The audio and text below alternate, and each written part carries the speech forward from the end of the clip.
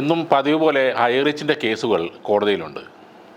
അതിൻ്റെ റിസൾട്ട് എന്തായാലും ഹൈറിച്ചിൻ്റെ ഭാവിയെ അത് ബാധിക്കാൻ സാധ്യതയില്ല. ഇവർ നടത്തിയത് മണി ചെയിൻ അല്ല എന്ന് തെളിയിക്കാൻ പറ്റാത്തത് കൊണ്ട് ആ സീൽ വെച്ച കമ്പനി അങ്ങനെ അടഞ്ഞു തന്നെ കിടക്കും. ഇതിലെ കുറേ വിഡ്ഢികൾ പറയുന്നത് പോലെ ഇത് മൾട്ടി ലെവൽ മർക്കൻറ്റൈൽ മാർക്കറ്റിംഗ് സിസ്റ്റം ഒന്നുമല്ല. ഒരു MLM സിസ്റ്റത്തിൽ വിൽക്കേണ്ടത് അവരുടെ ഉൽപ്പന്നം അല്ലെങ്കിൽ സേവനമാണ്. മെമ്പർഷിപ്പോ സബ്സ്ക്രിപ്ഷനോ മൾട്ടി ലെവൽ സിസ്റ്റത്തിൽ വിൽക്കാൻ പാടില്ല.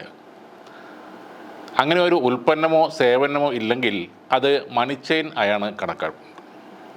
ഇക്കാര്യം ഡയറക്റ്റ് സെല്ലിംഗ് ആൻഡ് MLMൻ്റെ ഗൈഡ് ലൈനിൽ കൃത്യമായി വ്യക്തമായി പറയുന്നുണ്ട്. ഇവിടെ ക്രിപ്റ്റോ കറൻസിയും അതും മൾട്ടി ലെവൽ ബൈനറി സിസ്റ്റം മോഡിൽ മാർക്കറ്റ് ചെയ്യപ്പെടുന്നുണ്ട്. ഇതും കൃത്യമായി മണി ചെയിൻ തന്നെയാണ്. രൂപയ്ക്ക് പകരം ക്രിപ്റ്റോ കറൻസിയാണെന്ന് മാത്രം.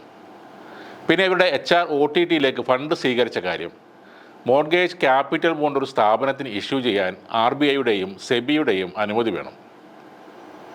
അതിനു പുറമെ ഏത് ആസ്തിയുടെ പിൻബലത്തിലാണ് ഇത് ഇഷ്യൂ ചെയ്തത് എന്നത് വ്യക്തമാക്കുകയും വേണം. ഇതൊന്നും ഹൈറിച്ചുകാർക്ക് ഇല്ലെന്ന് മാത്രമല്ല, എന്താണെന്നും അറിയാത്ത അവസ്ഥയാണ്. ഇതൊക്കെ കൊണ്ട് തന്നെയാണ് കേസുകൾ കൊണ്ട് കാര്യങ്ങൾ ഒന്നും മാറാൻ പോകുന്നില്ല എന്ന് പറയുന്നത്. ഹൈറിച്ചിൻ്റെ പേരിൽ ബഡ്സ് ആക്ട് ചുമത്തിയിട്ടുണ്ട്. ഇവർ പറയുന്നത് പോലെ ഈ ആക്ട് ഹൈറിച്ചിന് ബാധകമല്ലെങ്കിൽ ഈ ആക്ട് കൈകാര്യം ചെയ്യുന്ന കോടതിയിൽ ഒരു അപ്പീൽ കൊടുക്കാം. അത് ജഡ്ജി തന്നെ പലതവണ ഇവരോട് പറഞ്ഞതാണ്. എന്നിട്ടും അതിന് പോകാത്തതിൻ്റെ കാരണം ഒരെണ്ണം മാത്രമാണ്. ഇത് ഹൈറിച്ച് എന്നത് ഒരു മണി ചെയിൻ തട്ടിപ്പ് കമ്പനിയാണ്.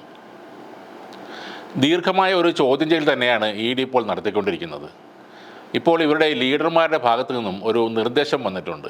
ഹൈറിച്ച് മെമ്പേഴ്സ് ആരും സോഷ്യൽ മീഡിയയിലോ മറ്റ് ഗ്രൂപ്പുകളിലോ ന്യായീകരണം പറയരുതെന്ന്. മെസ്സേജും വോയിസുകളും ED നിരീക്ഷിക്കുന്നു എന്നാണ് ഇവർ പറയുന്നത്. ഇത്തരം കാര്യങ്ങളിൽ കമ്പനി ആരുടെയും കൂടെ നിൽക്കില്ല എന്നും പറയുന്നുണ്ട്. അതൊന്ന് കേട്ടു നോക്കാം. ഹായ്, നമസ്കാരം. എനിക്ക് പുതിയതായിട്ട് കിട്ടിയ ഒരു ഇൻഫർമേഷൻ അനുസരിച്ച് നമ്മളെ ഓരോ വോയിസുകളും ഓരോ ടൈപ്പിങ്ങും എല്ലാ മെസ്സേജുകളും കൃത്യമായിട്ട് ED വാച്ച് ചെയ്തുകൊണ്ടിരിക്കുകയാണ്.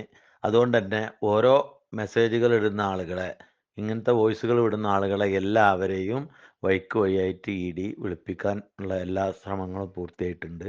അതുകൊണ്ട് തന്നെ ഒരു ഗ്രൂപ്പിലും, നമ്മളെ ഈ നാഷണൽ പ്രൊമോട്ടർ ഗ്രൂപ്പ് എന്നല്ല, ഹൈറിച്ചുമായി ബന്ധപ്പെട്ട ഒരു ഗ്രൂപ്പിലും ഹൈറിച്ചുമായി ബന്ധപ്പെട്ടിട്ടുള്ള ഒരു അപ്ഡേഷനും അങ്ങനത്തെ യാതൊരു മെസ്സേജുകളും ആരും ചെയ്യാതിരിക്കുക എന്നുള്ളത് അവനവൻ്റെ സേഫ്റ്റിക്ക്. അത് അവനവൻ തന്നെ ആ കാര്യങ്ങൾ ക്ലിയർ ചെയ്ത് പോകേണ്ടി വരും. കമ്പനി നമ്മളെ കൂടെ ഉണ്ടാവില്ല. ഇത്തരം കാര്യങ്ങളെ നമ്മൾ മുന്നോട്ട് കൊണ്ടുപോയി കഴിഞ്ഞാൽ കമ്പനി ഓരോ ഭാഗം ക്ലിയർ ആക്കി വരുമ്പോഴും നമ്മൾ ഈ വോയിസും മറ്റൊക്കെ ഇടുന്നത് കാരണത്താൽ കമ്പനിക്ക് തന്നെ അത് ഒരുപാട് പ്രയാസം വരുന്നുണ്ട്. അതുകൊണ്ട് പ്രത്യേക നിർദ്ദേശം നമുക്ക് കിട്ടി. അത് ഓരോ ആളുകളും അവനവൻ്റെ സേഫ്റ്റിക്ക് വേണ്ടി യാതൊരു അപ്ഡേഷനും നമുക്കിപ്പോൾ അറിയണ്ട. കമ്പനി അത് ക്ലിയർ ആയിട്ട് വരും. അതുവരെ നമ്മൾ വെയിറ്റ് ചെയ്യുക. ഓക്കെ. ഹൈറിച്ചിൻ്റെ കാര്യങ്ങൾ ഇങ്ങനെ വളരെ ശോകമാണെങ്കിലും ഇപ്പോഴും പലയിടത്തും ഇവർ ആഘോഷിക്കുന്നുണ്ട്. തങ്ങളുടെ ഉട്ടോപ്യൻ മോഡലിലുള്ള ഹൈറിച്ച് എന്ന രാജ്യത്തെ സ്വപ്നം കാണുകയാണ് അവർ. നമ്മൾ നമ്മുടെ രാജ്യത്തിൻ്റെ ദേശീയ ഗാനം പാടുന്ന പോലെ ഇല്ലാത്ത രാജ്യമായ ഹൈറിച്ചിന് വേണ്ടി ഒരു ദേശീയ ഗാനം പോലും ഇവർ തയ്യാറാക്കിയിട്ടുണ്ട്. പ്രതാപനെയും ശ്രീനയെയും വാഴ്ത്തി പാടുന്ന ആ ഗാനം നമുക്കൊന്ന് കേൾക്കാം.